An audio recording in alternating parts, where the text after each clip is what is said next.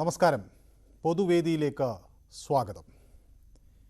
സെക്രട്ടേറിയറ്റിന് മുന്നിൽ 2 മാസത്തെ സമരം അവസാനിപ്പിച്ച് PSC റാങ്ക് ഹോൾഡർമാർ മടങ്ങി. പ്രതീക്ഷയുടെ ചെറുകിരണവുമായി എത്തിയവർ നിരാശയുടെ പടുകുഴിയിലായി. തലമുണ്ടനം ചെയ്തു, ചെളിയിൽ ശയനപ്രദക്ഷിണം നടത്തി, പുല്ലും മണ്ണും തിന്നു. അങ്ങനെ പലതരത്തിലുള്ള പ്രതിഷേധങ്ങളും പ്രതിഷേധ പ്രകടനങ്ങളും ഉണ്ടായിട്ടും ആ സമരം അധികൃതർ കണ്ടില്ലെന്ന് നടിച്ചു.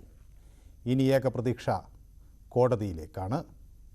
PSC റാങ്ക് ഹോൾഡർമാരുടെ സമരം സർക്കാർ അവഗണിച്ചോ എന്നാണ് ന്യൂസ് 18 പൊതുവേദി ഇന്ന് ചർച്ച ചെയ്യുന്നത്. എല്ലാവർക്കും പൊതുവേദിയിലേക്ക് സ്വാഗതം.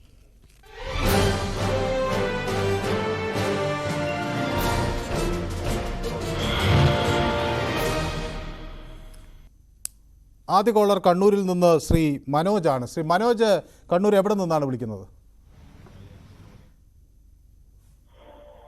മനോജ് കേൾക്കാമോ?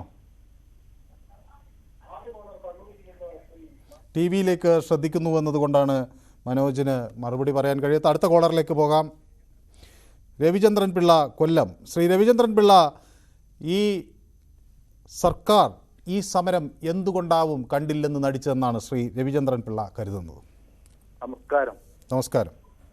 ഇത് ഒരിക്കലും ഈ കേരളത്തിലുള്ള വിദ്യാഭ്യാസം ചെയ്ത പിള്ളേര് എന്ന് പറഞ്ഞാൽ PSC റാങ്ക് ലിസ്റ്റിലുള്ള പിള്ളേരെ ഈ സർക്കാർ ചതിക്കുവാണ്. കാരണം പറഞ്ഞാൽ റാങ്കിൽ വിദ്യാഭ്യാസ യോഗ്യതയുള്ള പിള്ളേര് പിന്നെ റാങ്ക് ലിസ്റ്റിലുള്ള പിള്ളേര് നിലനിൽക്കുമ്പോൾ തന്നെ പിൻവാതിൽക്കൂടെ അവർക്ക് താല്പര്യമുള്ള ആൾക്കാരെ ഇപ്പോഴും ഈ പല പല വകുപ്പിലോട്ട് ആൾക്കാരെ കയറ്റിക്കൊണ്ടിരിക്കുവാണ്.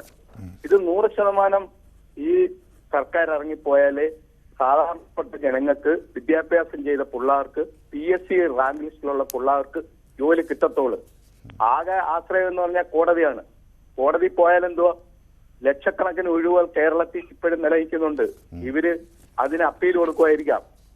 ഇത് പിള്ളേരെ എന്ന് പറഞ്ഞാൽ വയസ്സ് ഏകദേശം PSC ലിസ്റ്റിലുള്ള ഒരു പരിധിയുണ്ട്. പ്രായപരിധി കഴിഞ്ഞ ഈ ജോലി കിട്ടാൻ പിള്ളേർക്ക് സാധ്യത കുറവാണ്. ഈ കേരളത്തിൽ ഈ 7.5 വർഷം കൊണ്ട് ഈ സർക്കാർ കയറിയിട്ട് എത്ര പിൻവാതിൽ കൂടെ നിയമങ്ങൾ അവരെ താല്പര്യത്തിന് വേണ്ടി നടക്കുന്ന ആൾക്കാര് എത്ര പേരെ ഈ എല്ലാ വകുപ്പിലും കയറ്റിയിട്ടുണ്ട്. വ്യക്തമാണ് താങ്കളുടെ അഭിപ്രായം. രാജേഷ് എന്നൊരു പ്രേക്ഷകൻ വിളിക്കുന്നു ഇടുക്കിയിൽ നിന്ന്. ശ്രീ രാജേഷ്, ഇടുക്കിയിൽ എവിടെ നിന്നാണ് വിളിക്കുന്നത്?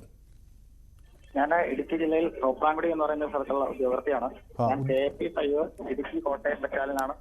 റാങ്കിലുള്ള ആളാണ്. സർക്കാർ എന്തിനാണ് ഈ ഒരു റാങ്ക് ഇട്ടതെന്നാണ് ശരിക്കും പറഞ്ഞാൽ ചോദിക്കാനുള്ളത്. അതായത് 2019 നോട്ടിഫിക്കേഷൻ വിളിക്കുമ്പോൾ ഗവൺമെന്റ് പറഞ്ഞിരുന്നത് ഇനി മുതൽ എത്ര വേക്കൻസി ഉണ്ടോ അതിന് അനുസരിച്ച് മാത്രമായിരിക്കും റാങ്ക് ലിസ്റ്റ് തയ്യാറാക്കുക.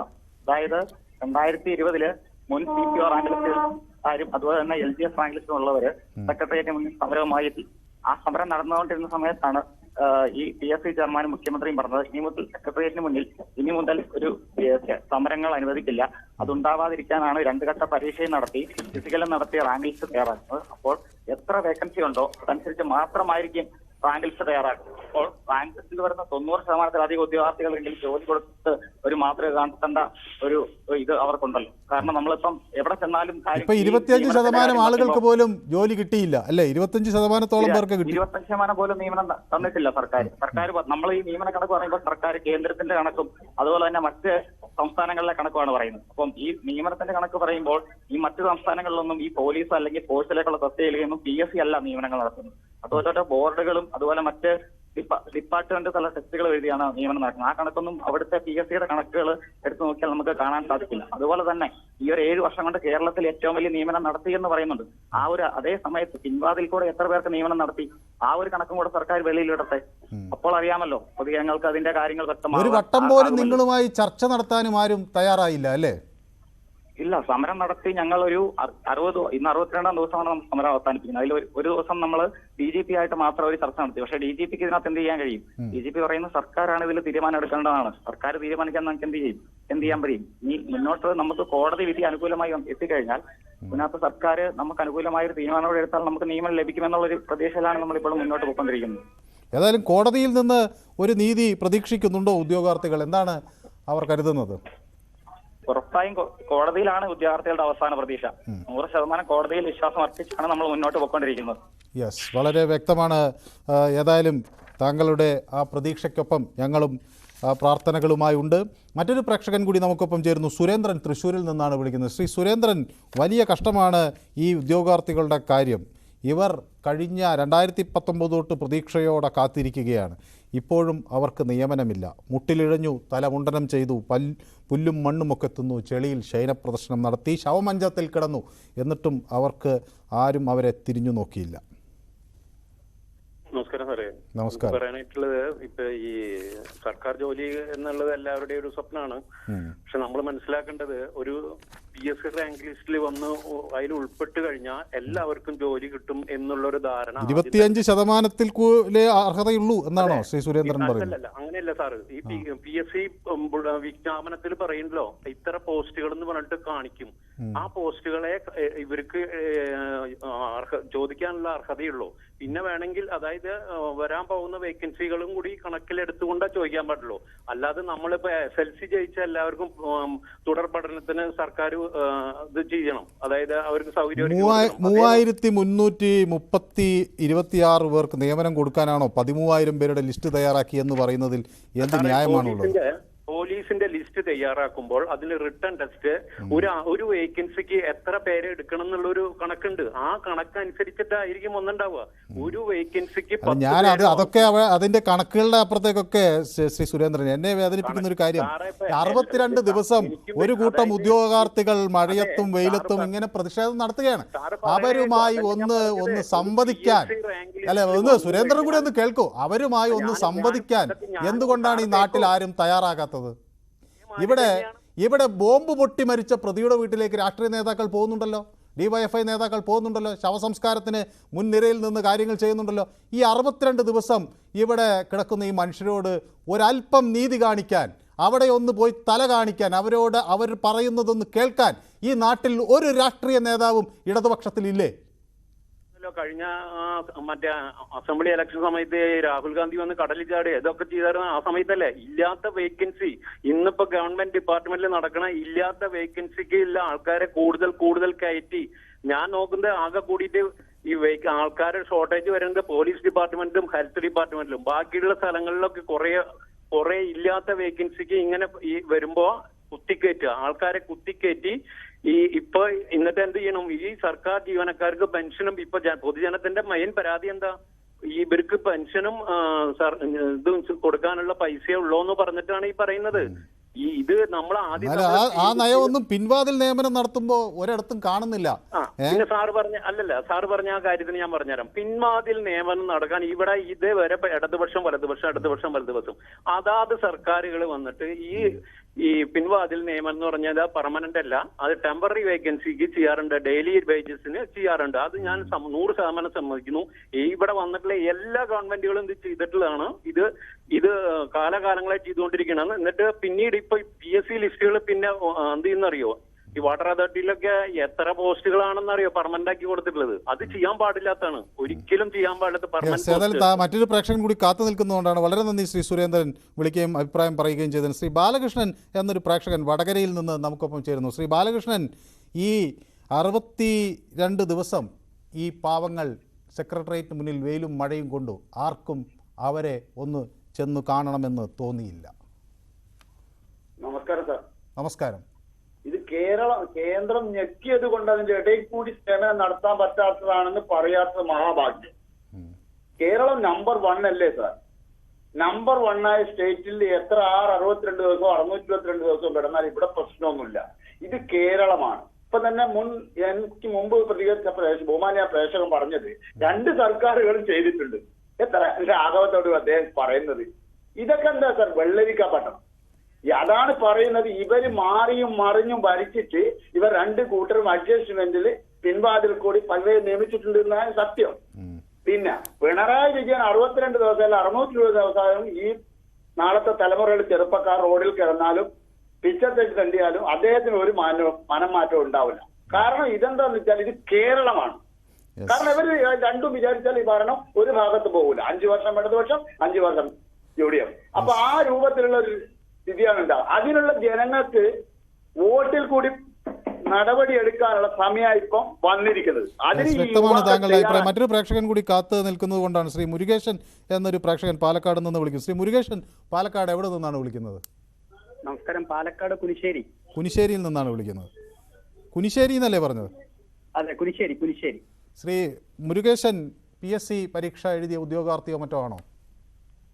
ശരിക്കും ഈ PSC ഇപ്പോ റാങ്ക് ലിസ്റ്റിൽ ഇവര് സമരം നടത്തിയ ആളുകള് ആ ഒരു കുറേയധികം വർഷത്തെ ഒരു പരിശീലനത്തിന്റെ ഇതിലാണ് അവർ റാങ്ക് ഹോൾഡേഴ്സ് ആയത്.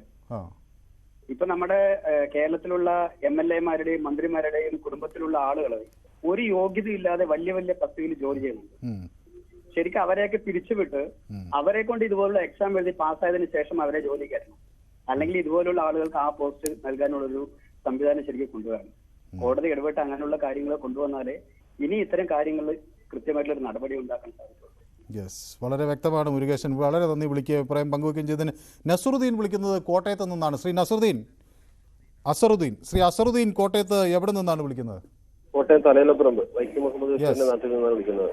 യെസ് സാർ, ഞങ്ങൾ ചോദിക്കുന്നത് ഞങ്ങളുടെ നീതി എന്ന് പറഞ്ഞു കഴിഞ്ഞാൽ പിൻവാതിൽ നിയമനമല്ല സാർ. ഞങ്ങൾ അർഹതപ്പെട്ട 5 വർഷക്കാലം എടുത്ത് ഞങ്ങൾ പാസ്സായി വന്ന 2 ഘട്ട പരീക്ഷ പാസ്സായി വന്ന ലിസ്റ്റിൽ നിന്നും 25% താഴെ മാത്രമാണ് നിയമനം നടന്നിട്ടുള്ളത്.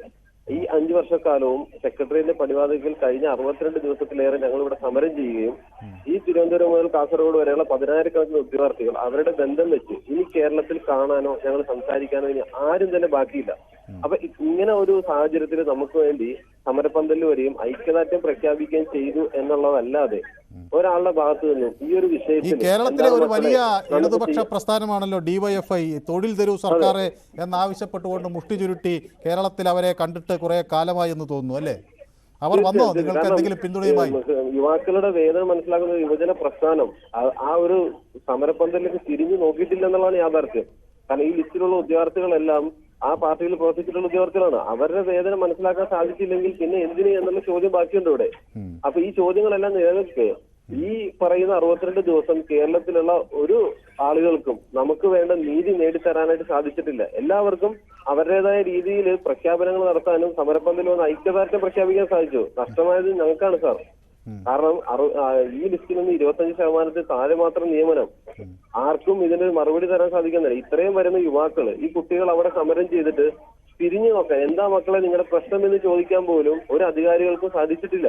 കാരണം ഏറെ വേദനയോടെയാണ് ഞങ്ങൾ ഇന്ന് അവിടെ സമരം അവസാനിപ്പിച്ച് തിരികെ വീട്ടിലേക്ക് പോകേണ്ട ഒരു അവസ്ഥ വന്നു. ഇനി എന്തെന്നുള്ള ചോദ്യം ഞങ്ങളുടെ മുമ്പിൽ ബാക്കിയാണ്. ഈ പോലീസിൽ മുമ്പിൽ അല്ലാതെ ഞങ്ങൾക്ക് ഇനി യാതൊരു വഴിയില്ലാത്തൊരു സാഹചര്യത്തിലാണ് സാർ നിൽക്കുന്നത്. കാരണം ഈ ഞങ്ങള് വന്ന പരീക്ഷ ഘട്ടം എന്ന് പറഞ്ഞു കഴിഞ്ഞാൽ 2 ഘട്ട പരീക്ഷ എഴുതണം. ഞങ്ങൾക്ക് മുമ്പ് ഇനി വരുന്ന നോട്ടിഫിക്കേഷനിലോ ഇങ്ങനൊരു ഇതില്ല. കാരണം 1 ഘട്ട പരീക്ഷ മാത്രമേ ഉള്ളൂ. അപ്പൊ തന്നെ നമുക്ക് മനസ്സിലാക്കാം ഇതൊരു പാളിപ്പോയ പരിഷ്കാരമാണ്. ഈ പാളിപ്പോയ പരിഷ്കാരത്തില് ബലിയാടുകളായ യുവാക്കളാണ് ഞങ്ങൾ. 10,000-കണക്കിന് വരുന്ന ഉദ്യോഗാർത്ഥികൾ. ഒരു 50% പോലും നിയമനം നടത്തിയില്ല എന്നുണ്ടെങ്കിൽ ഈ ലിസ്റ്റിനോട് കാണിക്കുന്ന അധികാരികളുടെ നീതികേടാണ് തുറന്നു കാണിക്കപ്പെടുന്നത്. ഞാനിപ്പോ സമരം കഴിഞ്ഞ് തിരിച്ച് എന്റെ നാട്ടിലേക്ക് പോവാണ്. ട്രെയിനിൽ നിന്നുകൊണ്ട് സാറിനോട് സംസാരിക്കും. കാരണം അത്രയും ഉള്ളുരുകിയാണ് ഞങ്ങൾ ഈ വിഷയത്തിൽ അവിടെ നിന്ന് പിരിയേണ്ട ഒരു സാഹചര്യം വന്നത്. മാധ്യമങ്ങളടക്കം ഞങ്ങൾക്ക് ഈ ഒരു അവസരത്തിൽ ഞങ്ങൾക്ക് കിട്ടിയ സപ്പോർട്ടിന്റെ ഒരംശം പോലും ബാക്കിയുള്ളവരുടെ ഭാഗത്തുനിന്ന് എടുക്കാനോ അനുകൂലമായ വിധി നേടിയെടുക്കാനോ നീതി നേടിത്തരാനോ ആർക്കും സാധിച്ചിട്ടില്ലാത്ത ഒരു നിസ്സഹായ അവസ്ഥയിലെ ഒരു സിസ്റ്റത്തിന്റെ ഭാഗമാകേണ്ട ഒരു അവസ്ഥയിലാണ് സാർ ഞങ്ങൾ നിൽക്കുന്നത്. ഇനി എന്താണ് ചെയ്യേണ്ടത് അറിയില്ല. കാരണം എല്ലാവരുടെയും അവസ്ഥയും മാനസിക നിലയും എല്ലാം വളരെ ബുദ്ധിമുട്ടിലാണ് സാർ. കാരണം അർഹതപ്പെട്ട നീതിയിൽ 50% വന്നാൽ തന്നെ നമുക്കൊരു ന്യായമായ രീതിയിൽ അല്ലെങ്കിൽ പൊതുജനത്തിന് മുമ്പിൽ പറയാൻ പറ്റുന്ന ഒരവസ്ഥ ഉണ്ടായിരുന്നു. അവിടെയാണ് 25% താഴെ മാത്രം. തീർച്ചയായും ഈ സാമ്പത്തിക പ്രതിസന്ധിയാണ് ഞങ്ങൾക്ക് കാണാൻ സാധിക്കുന്നുണ്ട് സാർ. അസറുദ്ദീൻ, ഈ സാമ്പത്തിക പ്രതിസന്ധിയാണ് നിയമനത്തിന് തടസ്സം. സമൂഹമായി മാറിയിരിക്കുകയാണ് ഞങ്ങള്. ലക്ഷക്കണക്കിന് ഉദ്യോഗാർത്ഥികൾ കേരളത്തിൽ നിന്ന് വിദേശ രാജ്യങ്ങളിലേക്ക് ജോലിക്ക് പോകുമ്പോൾ ഈ നാട്ടിൽ ജോലി ചെയ്യണം അല്ലെങ്കിൽ യൂണിഫോം കോഴ്സിൽ ഈ 5 വർഷക്കാലം കഷ്ടപ്പെട്ട് ജനങ്ങൾക്ക് സേവനം അനുഷ്ഠിക്കണം എന്നൊറ്റ ലക്ഷ്യത്തോടു കൂടി ഞങ്ങൾ പരിശ്രമമാണ് ഈ ഒരു നിമിഷത്തിൽ ഈ 5 വർഷക്കാലത്തെ കഷ്ടപ്പാട് ഇന്ന് ഇവിടെ അവസാനിച്ചിരിക്കുന്നത് സാർ. ഞങ്ങൾക്ക് എവിടെ നീതി കിട്ടും സാർ? അസറുദ്ദീൻ്റെ വേദന ഞാൻ മനസ്സിലാക്കുന്നു. ഈ സാമ്പത്തിക പ്രതിസന്ധിയാണ് ഈ നിയമനം നടത്തുന്നതിന് തടസ്സമാകുന്നത് എന്ന വാദം എത്ര കണ്ട് ശരിയാണ് ശ്രീ അസറുദ്ദീൻ? സാറ് സാമ്പത്തിക പ്രതിസന്ധിയാണ് നമ്മൾ കണ്ടിട്ടില്ല. പല പരിപാടികൾക്കും 35 ലക്ഷം 40 ലക്ഷം സർക്കാർ പ്രഖ്യാപിക്കുന്നത്. അതുപോലെ തന്നെ എന്തോരം കോടികൾ നമുക്ക് ഇപ്പൊ കേന്ദ്രത്തിന്റെ ഭാഗത്ത് നിന്ന് ഇവിടെ വരുന്നുണ്ട്. അപ്പൊ അതിന്റെയൊക്കെ ഒരംശം എടുത്തു കഴിഞ്ഞാൽ ഈ ഒരു പ്രശ്നത്തിന് പരിഹാരം കാണാൻ സാധിക്കും. സാമ്പത്തിക പ്രതിസന്ധിയാണെങ്കിൽ തൊട്ടേ നോട്ടിഫിക്കേഷൻ വരുന്നതും അടുത്ത നിയമന നടപടികളിലേക്ക് പോകുന്നതും സർക്കാർ എന്തിനാണ്? ഈ 5 വർഷക്കാലം കഷ്ടപ്പെട്ട് PSC ചരിത്രത്തിലാദ്യമായി 2 ഘട്ട പരീക്ഷ എഴുതി വന്ന ഉദ്യോഗാർത്ഥികളെ പരിഗണിക്കാതെ മുന്നോട്ട് പോയിട്ട് അവർക്ക് എന്ത് സാമ്പത്തിക പ്രതിസന്ധി മറികടക്കാൻ സാധിക്കും? ഇത് കേരളവും ലോകവും ഇത് കണ്ടുകൊണ്ടിരിക്കേണ്ടത്. കാലഘട്ടത്തിൽ ഇതിനെല്ലാം മറുപടി ചോദിക്കുന്ന ഒരു സമയം വരുത്താം. കാരണം അത്ര വേദനയോടെയാണ് നിൽക്കുന്നത് ഞങ്ങള്. പോലീസ് കോൺസ്റ്റബിൾ തസ്തികയ്ക്ക് 2 ഘട്ട പരീക്ഷ. അതിനകത്ത് മനസ്സിലാക്കേണ്ടത് നമ്മൾ ക്യാമ്പിൽ കയറിയതിനു ശേഷമുള്ള സ്പെഷ്യൽ ടോപ്പിക്കുകൾ അടക്കം ഞങ്ങൾ പഠിച്ച് കൊറോണയും വെള്ളപ്പൊക്കവും എല്ലാം അതിജീവിച്ച് വന്ന് ലിസ്റ്റാണത്. ന്യായമായ റാങ്കിൽ വരികയും അതിന് നിയമനം കിട്ടാതെ ഇരിക്കുന്ന ഒരു അവസ്ഥയാണുള്ളത്. താങ്കളുടെ ആ വിഷമം എനിക്ക് മനസ്സിലാകും. ഒരു ജോലി എന്ന പ്രതീക്ഷയുമായി കാലങ്ങളായി നടക്കേണ്ടി വരുന്നതിൻ്റെ ആ വേദന എത്ര വലുതാണ് എന്നറിയാം. ഒരുപക്ഷെ താങ്കളുടെ ഈ ശബ്ദം അധികാരത്തിൻ്റെ ഏതെങ്കിലും ഇടനാളുകളിൽ ആരെങ്കിലും കേൾക്കട്ടെ എന്ന് ഞാനും പ്രത്യാശിക്കുകയാണ്.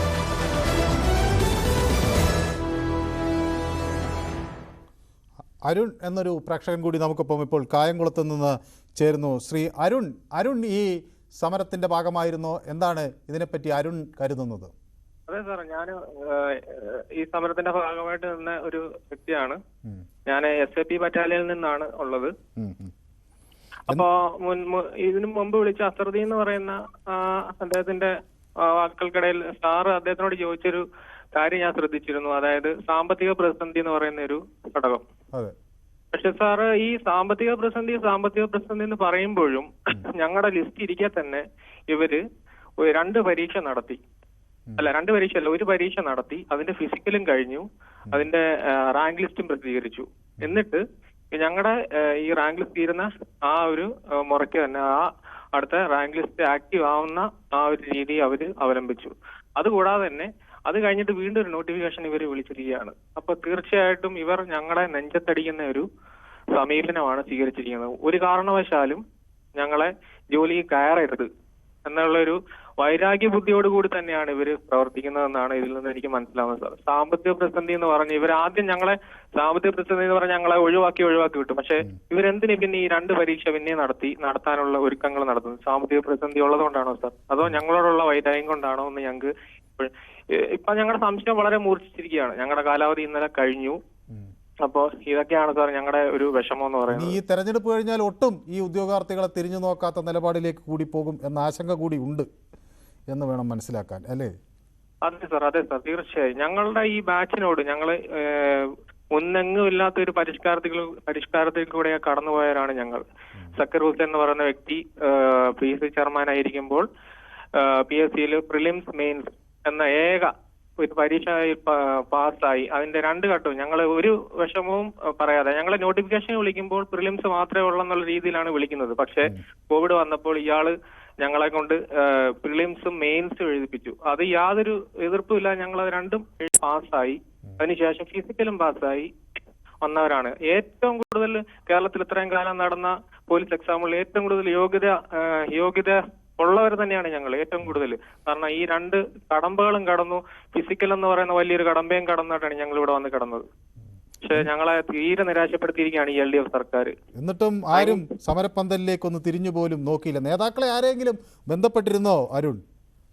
തീർച്ചയായും സാർ, ഞങ്ങള് ഈ 365 ദിവസവും ഈ നിറങ്ങാത്ത ഇടതുപക്ഷ നേതാക്കളില്ല, DYFI നേതാക്കളില്ല. അതിലൊരു പ്രമുഖനായ ഒരു DYFI നേതാവ് ഞങ്ങളുടെ മുഖത്ത് നോക്കി പറഞ്ഞാണ്, നിങ്ങള് എന്തായാലും ഫിസിക്കലില് അല്ല റാങ്ക് ലിസ്റ്റ് വന്നല്ലോ, അത് തന്നെ വലിയ കാര്യമല്ലേ.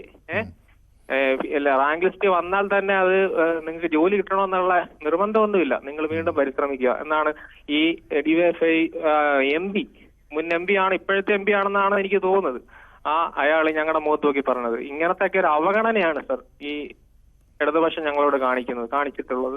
യെസ്, ഏതായാലും ഇത് അവരെങ്കിൽ ഈ താങ്കളുടെ ശബ്ദം ഇനിയെങ്കിലും അവർ കേട്ട് തിരുത്തട്ടെ എന്നാണ് ഞാനും പ്രത്യാശിക്കുന്നത്. മറ്റൊരു പ്രേക്ഷകൻ കൂടി നമുക്കൊപ്പം ചേരുന്നുണ്ട്. അരുൺ രാജ് എന്നല്ലേ പേര് പറഞ്ഞത്?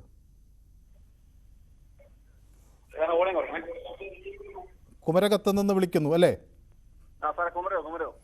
അരുൺ രാജ് എന്ത് കരുതുന്നു? എന്തുകൊണ്ടാകാം ഈ ഉദ്യോഗാർത്ഥികളോട് ഇത്രമാത്രം ഒരു നിഷേധാത്മക സമീപനം ഉണ്ടായത്? സാറേ ഞാൻ വിളിക്കുന്നത് എന്റെ ബ്രദർ ഇതിനകത്ത് ഈ ലിസ്റ്റിനകത്തുണ്ട്. എന്റെ ബ്രദർ അവൻ ഈ പറഞ്ഞ ഈ ഒരു 10-15 ദിവസം അവൻ അവിടെ കിടന്നിട്ട് പച്ചവെള്ളം കഴിക്കാതെയാണ് ഇതിനകത്ത് അവിടെ പോയിരിക്കുന്നത്. ഈ പിണറായി സർക്കാർ വന്നപ്പോൾ പറഞ്ഞ അവർ റാങ്ക് ലിസ്റ്റിലെ മൊത്തം പേർക്കും ഈ ഒരുമാതിരി കുറച്ച് ലിസ്റ്റ് ഇടുന്നുള്ളൂ. ആ ലിസ്റ്റിലുള്ള എല്ലാവർക്കും നിയമനം തരുന്നത് ഞാൻ പിണറായി സർക്കാർ പറഞ്ഞത്. ഈ സാമ്പത്തിക പ്രതിസന്ധി എന്ന് പറഞ്ഞു കഴിഞ്ഞാൽ അത് ഞങ്ങളാരും ഉത്തരവാദികളല്ല. സാമ്പത്തിക അവർ തന്നെ എത്രമാത്രം ലക്ഷങ്ങളാണ് ഈ ആവശ്യമില്ലാത്ത കാര്യങ്ങൾ മുടക്കുന്നത്. അതിനൊന്നും അവർക്ക് ഒരു സാമ്പത്തിക പ്രതിസന്ധി ഇല്ല. ഈ പാവപ്പെട്ട പിള്ളേര് പഠിച്ചിരിച്ചു. ഞങ്ങൾ പിൻവാതിൽ നിയമനം ഒന്നല്ല ചോദിക്കുന്നത്. ഞങ്ങൾ പിൻവാതിൽ നിയമനമല്ല സാറേ ചോദിക്കുന്നത്. ഞങ്ങൾ ആവശ്യമായ അർഹതപ്പെട്ട ജോലിയാണ് ചോദിക്കുന്നത്. അത് ഇവർ തരത്തിൽ നിന്ന് കഴിഞ്ഞാൽ ബാക്കിയുള്ള കൊടി പിടിക്കുന്നവർക്കെല്ലാം ജോലിയുണ്ട്. ഞങ്ങൾക്ക് മാത്രമേ ജോലി ഇല്ലാവുള്ളൂ. പഠിച്ച് പരീക്ഷ എഴുതി 2 ടെസ്റ്റുകൾ കഴിഞ്ഞ് ഫിസിക്കൽ ടെസ്റ്റും കഴിഞ്ഞ ആളുകൾക്കാണ് ജോലി നിഷേധിക്കപ്പെട്ടത് അല്ലേ? നമ്മൾ രണ്ട് അതായത് ഫിസിക്കൽ കഴിഞ്ഞിട്ട് ഫിസിക്കൽ എന്തുമാത്രം 1 സ്റ്റാർ ആയിട്ടുള്ള 8 ഐറ്റങ്ങളാണ് സാറ് ചെയ്യുന്നത്. ഈ പാവപ്പെട്ട ആൾക്കാർ ഇത് 1 മാസം വേണം ഇതിന്റെ ട്രെയിനിങ് കഴിഞ്ഞ് പഠിച്ച് ഒരു 10,000 രൂപ പഠിച്ചിട്ട് വേണം നമ്മൾ പോയി പ്രാക്ടീസ് ചെയ്യാൻ.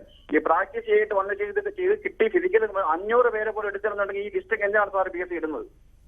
PSCയോട് ചോദിക്കാൻ പറയും സർക്കാരാണ്, സർക്കാരിനോട് ചോദിക്കാൻ പറഞ്ഞാൽ PSC ആണെന്ന് പറയും. ഇതുവരെ അങ്ങോട്ടും ഇങ്ങോട്ട്. പിന്നെ നമ്മൾ ഒരു PSC എഴുതി കഴിഞ്ഞാൽ നമ്മൾ പോയി ചെന്നേണ്ട AKG സെന്ററിലോട്ടാണ് സാറേ പോകേണ്ടത്.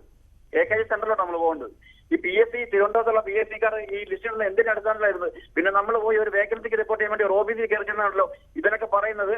നമ്മൾ അവര് വേക്കൻസി നടത്തില്ല. എന്ത് ചെയ്യുക? സർക്കാർ പറഞ്ഞിരിക്കുകയാണ് വേക്കൻസി റിപ്പോർട്ട് ചെയ്യുന്നത്.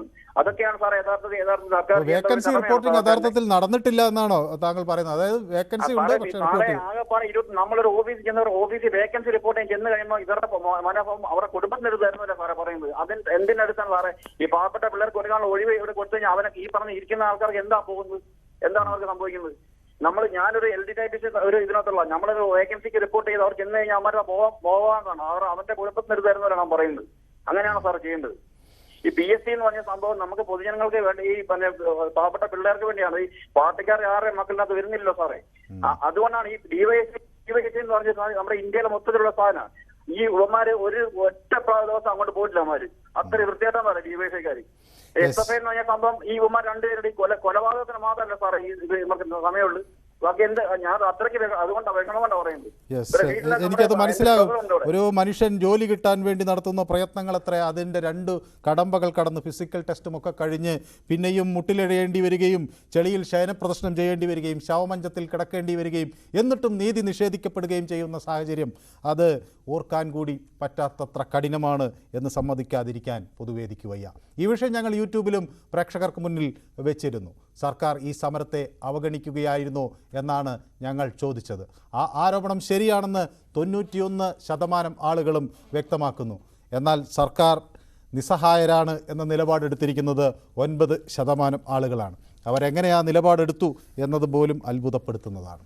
ഏതായാലും ഇന്നത്തെ പൊതുവേദി ഇവിടെ സമാപിക്കുന്നു. നാളെ മറ്റൊരു വിഷയവുമായി വീണ്ടും കാണാം. നന്ദി.